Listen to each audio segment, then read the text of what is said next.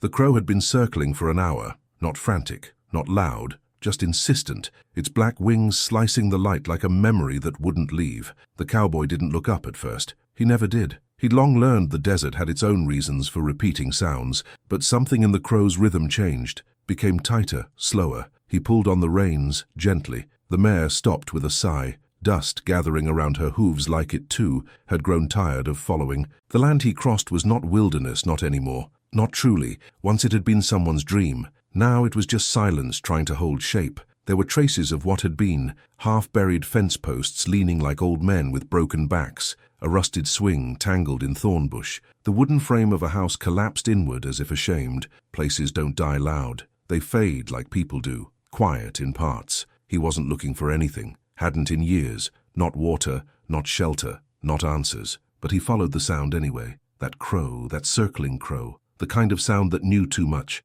It happened all at once, or maybe slowly, like a breath held too long. The wind stopped, just like that. No warning, no fade. It stopped, and in that unnatural stillness he saw her. At first she looked like part of the land. The color of her skin nearly matched the cracked ground. Only her eyes moved, flicking toward him with an intensity that didn't beg, didn't plead, just waited. Her face was sunburnt and dry, lips split at the corners, cheeks streaked with the kind of dirt that carried salt. She was buried, up to her neck. The earth held her like a cruel womb, tight, suffocating, old. Her breath was shallow, her pulse barely visible, but her eyes, they held something fierce. He dismounted without a word. His boots landed soft in the dust. One step, then another. The crow cawed once, then flew west. He didn't follow it. He knelt beside her, close enough to feel her exhale, far enough not to cast a shadow over her face. She didn't scream. She didn't cry. She whispered, "Don't tell my father."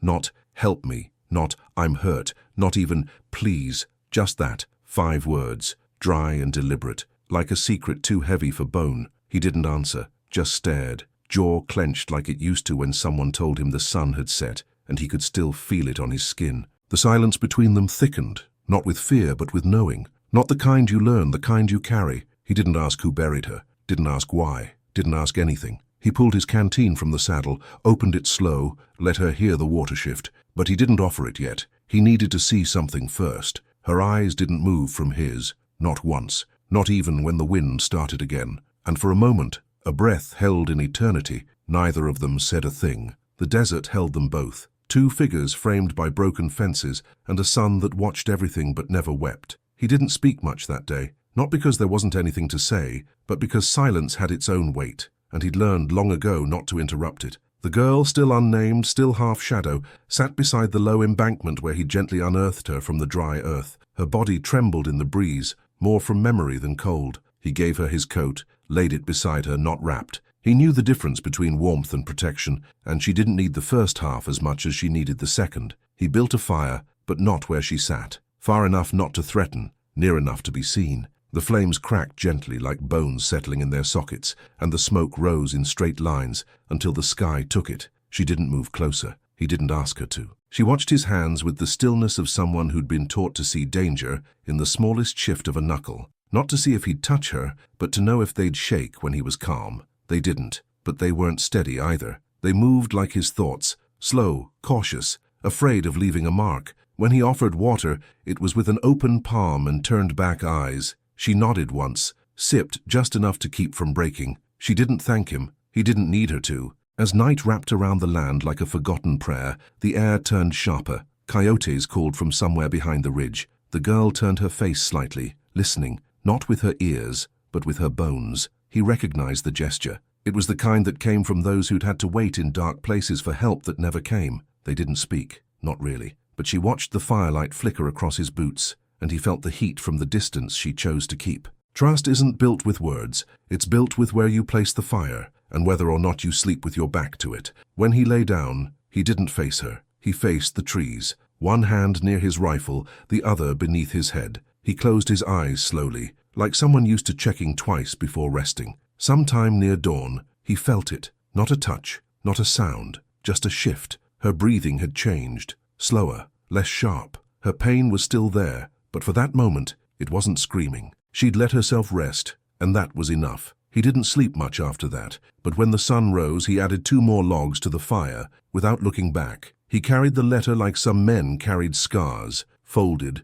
silent, pressed against the body like proof of something unspoken. It had no address, no seal, just old creases and a faint smell of tobacco and sweat. He never meant to send it, not really, but he kept it close, tucked deep in the saddlebag, like a thought he refused to bury. That night, as the girl lay curled beneath the coat he'd given her, back turned toward the wind, he sat by the fire and unfolded the paper with hands that moved slower than his age would suggest. He read it in silence, lips barely moving. There were no names in it that mattered now, only pauses that carried more weight than the words. Grief, when left unsaid, does that. It stretches across years, settles into the fibers of old paper, and waits. She didn't ask what it was. But he knew she wasn't asleep. He could tell by the rhythm of her breath it held a question, not curiosity, something deeper, recognition. She never looked his way, but she hummed, a tune so low and slow it might have been mistaken for the wind, if not for the way it stopped his hand mid-sentence. He lowered the letter to his lap,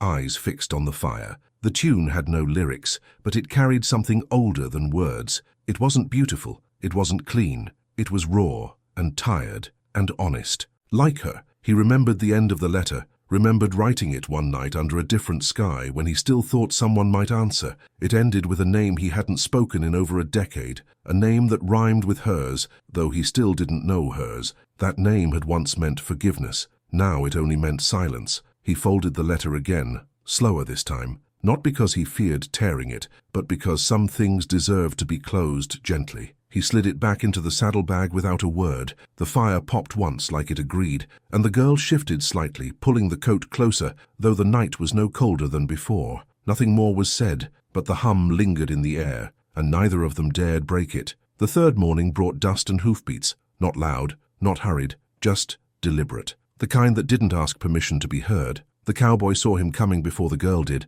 though she must have known. Some people feel trouble like animals feel storms, long before the clouds arrive. The sheriff wore his badge like a bruise, not shiny, not proud, just there. He reined in his horse slow, boots hitting the ground with the weight of someone who'd made too many decisions that never got clean. His eyes didn't go to the girl. They went to the fire, the coat, the prints in the sand, then to the cowboy. "You still smell smoke out here?" he asked, voice flat. The cowboy didn't answer, just looked past him toward the ridge. The sheriff nodded as if silence were the answer he expected. "Her father's asking around," he said. "Not for help, not for worry, for quiet." He reached into his coat, pulled out a silver coin, smooth, worn, like it had passed through too many hands without ever buying anything true. He placed it on the flat rock near the fire. "Just in case you remember something," he muttered. The cowboy didn't touch it, didn't even glance. When the sheriff rode off, the air felt tighter, like a rope pulled one knot too far. The girl hadn't moved, but her eyes had darkened, deeper than before, like her shadow had grown heavier without changing shape. That night, the cowboy sat by the fire again. The coin still sat where it had been placed, catching the light without shining. He stared at it for a long time, not with temptation, with memory. Then, just before dusk gave way to dark, he picked it up. The girl watched from the edge of the clearing. He didn't know how long she'd been there. Later, the sheriff stopped by the trading post in town. He paid for coffee, grunted at the news, leaned against the porch rail, reached into his pocket and paused. The coin was gone. Not stolen, not spent, just repurposed. And far out in the desert, the cowboy tucked a single silver coin beneath a loose board in his barn, right next to a scarf that wasn't his. The sky broke open without warning. One moment the desert held its breath. The next, the clouds gave in like a dam too tired to hold memory. Rain didn't fall often in those parts, but when it did, it came like truth. Loud, uninvited, impossible to ignore. She stepped into it slowly, bare feet pressing into the earth that once tried to keep her. Arms open, not raised, not begging, just open. Her face tilted skyward, lips parted not in joy, but in astonishment. She didn't smile, she didn't cry. She just breathed, as if for the first time in days the air had finally agreed to let her in. From the barn he watched, one hand resting on the doorframe, the other holding nothing. He didn't move, didn't call to her, didn't ruin it. The rain soaked through her dress, clung to every bruise the sun had hidden. It did not clean her, it revealed her. She stood still as the water traced every mark they had left on her body, not with shame, not with pride, just with fact. Her arms didn't drop, her eyes didn't close, and when thunder cracked above them, shaking the barn roof and rattling the troughs, she didn't flinch. But when he said her name, half whispered, half mistake, she did. It was the first time he'd tried to say it out loud, the name she hadn't given, the one he'd started to feel in his chest when he looked at her, but the syllables didn't land right. They felt too heavy in his mouth, and the moment he spoke, her spine stiffened, not in fear, in something older. That night, she left something on his saddle, a thread, red, thin as breath, tied around the horn like a question that didn't want an answer. He didn't touch it, not at first. He just stood there, rain still dripping from the brim of his hat, staring at that thread like it knew more about him than he was ready to admit. And far inside the house, she lay awake, not from fear, not from cold, but from the way the rain had touched her and not asked anything in return. The trail split just beyond the canyon bend, where the land turned black and the wind refused to carry birdsong. It was a place known only by those who needed to forget something or leave something behind. At its center stood a tree, charred, skeletal, long dead. No leaves, no bark, just wood that remembered fire. They stood there together, the cowboy and the girl, not speaking. He knew the paths well. One led west, to the flatlands where men forgot names in saloons. The other led north, to colder ground, where silence came not from trauma but from snow. She looked to the north. "I want the cold," she said, not asking. He nodded once. There was no need to ask why. Some people needed the cold to numb what the sun made louder. Some people needed space where nothing bloomed. Before she turned, he reached into his coat and pulled out a glove. Only one, worn but clean. He held it out to her, not for warmth, not for travel, but for the scar he had seen on her palm one morning when she forgot to hide it. She took it without a word, slid it on slowly, like dressing a wound that still spoke too loudly. Then she did something she hadn't done before. She spoke her name, not the one her father gave, not the one the papers would print, the one she chose. Short, strong, nothing floral, nothing soft. A name like stone, unpolished but certain. He repeated it, once, softly. She didn't look back as she walked toward the snow. He didn't watch her long, just stood beneath the dead tree, hands in his pockets, listening to the wind that moved around him like a dog deciding whether to stay or run. And when he finally turned back toward the west, he did so lighter, not because he had let go of something, but because someone else had chosen not to be buried. Weeks passed like shadows across sand, slow, without edges. The cowboy rode the same stretch of desert more than once, though he never said why. Some rides aren't for distance, they're for memory, and memory, like dust, has its own way of returning. One morning, just after the frost had retreated into the roots, he came upon the spot, the place where he had first seen her, where her head had broken the earth like a forgotten seed. But now the ground was different, soft, changed. Thin shoots of green peeked through the cracks. Life, uninvited, but not unwelcome. He dismounted in silence, walked slow. No hat over his heart, no prayers spoken, just a post, simple, rough, unmarked, driven into the soil where her face once lay. Not a grave, not a monument, a marker, a witness. And there, tied to it by wind or something older, a ribbon, faded, childlike, fluttering. He didn't tie it,